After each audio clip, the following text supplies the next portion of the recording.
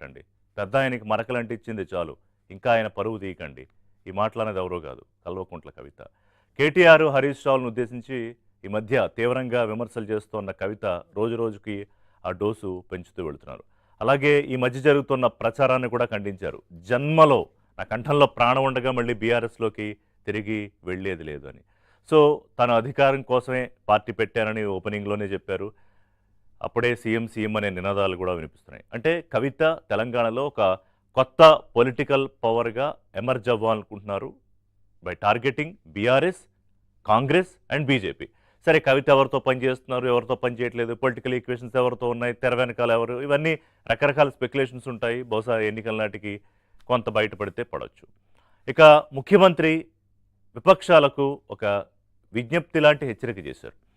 అదేంటంటే చివరి 6 నెలల్లో రాజకీయం చేసుకుందాం, ఒక అండర్స్టాండింగ్ వద్దాం, చివరి 6 నెలలు రాజకీయం చేసుకుందాం, ఇప్పుడు మమ్మల్ని పని చేసుకునివ్వండి, ప్రజలు మాకు అధికారం ఇచ్చారు కదా ఆశీర్వదించి, మీ కడుపులో విషం పెట్టుకుని ప్రతిరోజు ఏదో ఒక రూపంలో లేని దాన్ని ఉన్న సమస్యలను సృష్టించి అనవసరంగా మీ టైం వేస్ట్ చేసుకుని మా టైం వేస్ట్ చేసుకుని, లేదా 30 నెలలు మేమేం చేసామో చర్చకి ఒకవేళ సిద్ధమంటే కనుక చర్చకి రండి, అంతే తప్ప రోజుకొక యాగి తీసుకురావద్దు అని ఓఆర్ఆర్ దానికి సంబంధించి అవుట్స్కట్స్కి తరలించే సభలో కానీ ఇంకొక సభలో కానీ సందర్భం వచ్చినప్పుడల్లా ఇదే చెప్తున్నారు.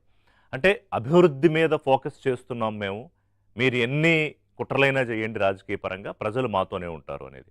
అలాగే ఇప్పటికే రేవంత్ రెడ్డి అనేక సందర్భాలు చెప్పింది ఏంటి, 10 ఏళ్ల పాటు అధికారంలో ఉంటామని.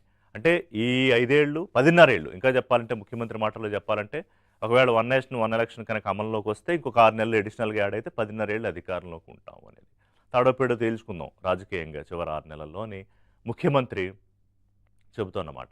ఇక బీజేపీ ఈసారి ఖచ్చితంగా అధికారం ఎట్టి పరిస్థితుల్లోనూ మిస్ కాకూడదు అని బీజేపీ టార్గెట్ చేసింది. దానికి సంకేతాలే మొన్న పార్టీ జాతీయ అధ్యక్షులు నితిన్ నబీన్ కానివ్వండి, తాజాగా నిన్న పార్టీ మాజీ జాతీయ అధ్యక్షులు నడ్డా కానివ్వండి తెలంగాణ పర్యటనలు. అంటే టెస్టింగ్ ద వాటర్స్ లాగా, అంటే తెలంగాణలో ఉన్న రాజకీయ పరిస్థితి ఏంటి, తెలంగాణ పార్టీలో నాయకులు కేడర్కి మధ్య ఉన్న సంబంధాలు ఎలా ఉన్నాయి, వీటి మీద సునిశ్చితంగా దృష్టి పెడుతోంది బీజేపీ. బీజేపీ ఏ రాష్ట్రం మీదన్నా టార్గెట్ చేస్తే దాంట్లో చాలా కీన్గా అబ్జర్వ్ చేస్తూ ఒక డీప్ డైవ్ చేసి పాలిటిక్స్ చేస్తుంది. కానీ తెలంగాణలో కొన్ని సమస్యలు ఉన్నాయి. అదేంటంటే క్షేత్రస్థాయిలో బీజేపీ నాయకులకు ఉన్న సంబంధాలు. నిన్న నడ్డా కూడా అదే హైలైట్ చేశారు. మోదీ ఉన్నారు, మనకి మోదీ కరిష్మా ఉంది, అదే గెలిపించేస్తుందని అనుకుంటే మాత్రం పొరపాటు. అలా అనుకోకండి. మీ కింద ఉన్న కార్యకర్తలతోటి, మీ గ్రామంలో లేకపోతే మీ వార్డులో ఉన్న ప్రజలతోటి ప్రత్యక్ష సంబంధాలు పెట్టుకోవాలి. అలాగే మేము బెంగాల్లో గెలిచాము, బెంగాల్లో అలాగే గెలిచారు. బెంగాల్లో 3 సీట్లు 77 సీట్లు 208 సీట్లు. అలా అందుకే తెలంగాణ ముఖ్యమంత్రి ఏమంటున్నారంటే, బెంగాల్ మోడల్ మీరు చెప్తున్నారు కాబట్టి ఇప్పుడు 8 సీట్లు ఉన్నాయి మీకు, తర్వాత ఇంకొన్ని సీట్లు పెంచుకోండి, తర్వాత ఎప్పుడో అధికారంలోకి రండి 15 ఏళ్ల తర్వాత అని. బట్ అఫ్కోర్స్ పాలిటిక్స్ అలా వర్కౌట్ అవ్వవు. పాలిటిక్స్ స్టాటిక్గా ఉండవు, చాలా డైనమిక్గా ఉంటాయి రాజకీయాలు.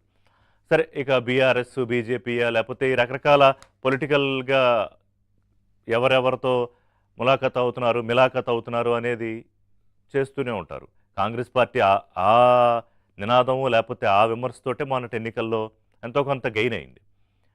అయితే కాంగ్రెస్ బీఆర్ఎస్ కలిసి అంతర్గతంగా ఒకళ్ళొకళ్ళు ప్రొటెక్ట్ చేసుకుంటూ రాజకీయం చేస్తున్నారని బీజేపీ వర్షన్. బట్ అది గత ఎన్నికల్లో నిలబడలేదు. ఈసారి ఎంతవరకు నిలబడుతుందో చూడాలి.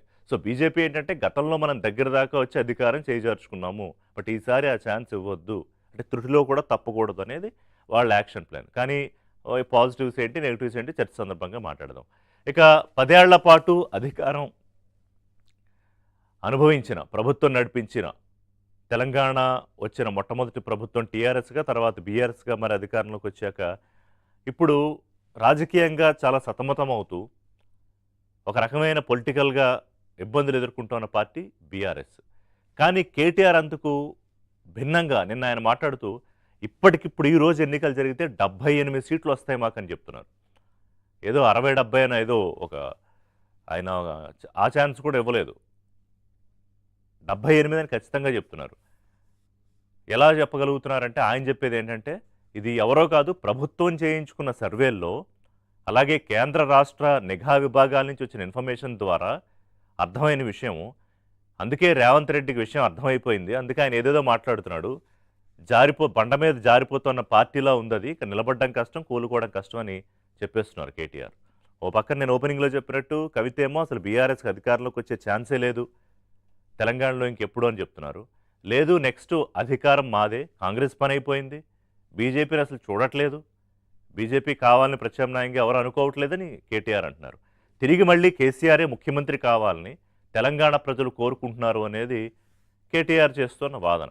దానికి ఆయన కొంత ఇచ్చిన బ్యాక్‌గ్రౌండ్ ఏంటంటే కాంగ్రెస్ పార్టీ ఎలా ఫెయిల్ అయింది, హామీల అమల్లో ఎలా విఫలమవుతోంది, కరప్షన్ ఏ రకంగా పెరిగిపోయింది, బీజేపీ రాష్ట్రానికి చేయాల్సిన ఓట్లు ఏం చేయట్లేదు, ఇవన్నీ ఏదో చెప్పుకొచ్చారు, అది మాట్లాడదాం. సో అంటే 30 నెలలు అయింది. ఇందాక ముఖ్యమంత్రి 30 నెలల చర్చకు సిద్ధమా అని అడిగిన దాని ప్రకారం అయితే 30 నెలలంటే ఇంకా 2.5 ఏళ్ళు, ఇంకో 2.5 ఏళ్ళు ఉంది కదా. సరే చివరి 6 నెలలు వదిలేస్తే అప్పుడే ఏంటి తెలంగాణ ప్రజల మూడ్‌ని అప్పుడే సెట్ చేయాలని పార్టీలు చూస్తున్నాయా? ఒకటి నిజంగానే సర్వేలు జరిగాయా? ప్రభుత్వం సర్వేలు ఎప్పటికప్పుడు ఇంటెలిజెన్స్ రిపోర్ట్స్ వస్తాయి.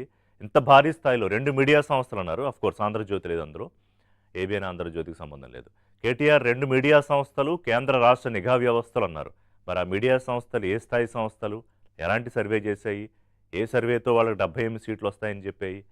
నెంబర్ ఏముంది ఏదన్నా చెప్పొచ్చు. 78 కాకపోతే 90 వస్తాయని చెప్పొచ్చు. ఇదంతా ఏంటంటే ఎన్నికలున్నాయి ఫేస్ చేయడానికి. ఇప్పుడు జీహెచ్ఎంసీ ఎన్నికలున్నాయి. తర్వాత రాబోయే కొన్ని ప ప జ ప జ జిల్లా పరిషత్, పంచాయతీ ఇవన్నీ ఎన్నికలున్నాయి. ఇక అసెంబ్లీ ఎన్నికలకు ఒక రోడ్ మ్యాప్ క్రియేట్ చేసుకుంటున్నారు. కానీ end of the day Telangana ప్రజలు వెరీ కేటగారికల్‌గా ఎప్పటికప్పుడు పద్దులేసుకుంటూ ఉంటారు మైండ్‌లో. దాని రిజల్ట్ ఎన్నికల రోజు చూపిస్తారు. సో ఇవాళ వీళ్ళ confidence BJP is very clear అధికారంలోకి రావాలని. కాంగ్రెస్ పార్టీ ముఖ్యమంత్రిగా ఆయన రేవంత్ రెడ్డి ఆల్రెడీ పార్టీని అధికారంలోకి తీసుకొచ్చి రెండోసారి తీసుకొస్తానని ధీమాతో ఉన్నారు. పోయిన అధికారాన్ని తిరిగి నిలబెట్టుకుంటామని బీఆర్ఎస్. అసలు వీళ్ళెవరో కాదు ప్రత్యామ్నాయ రాజకీయం చేస్తాను నేను అని కవిత. ఇట్స్ వెరీ ఇంట్రెస్టింగ్ తెలంగాణ పాలిటిక్స్‌లో. అప్పుడే ఒక సర్వేలు, ఎన్నికల మూడు, ఎన్నికల వాతావరణం, దానికి సంబంధించిన మాటలు, వాగ్వివాదాలు జరుగుతున్నాయి. చిన్న బ్రేక్ తీసుకుందాం. బ్రేక్ తర్వాత దీనిలో డీటెయిల్డ్‌గా డిస్కస్ చేద్దాం.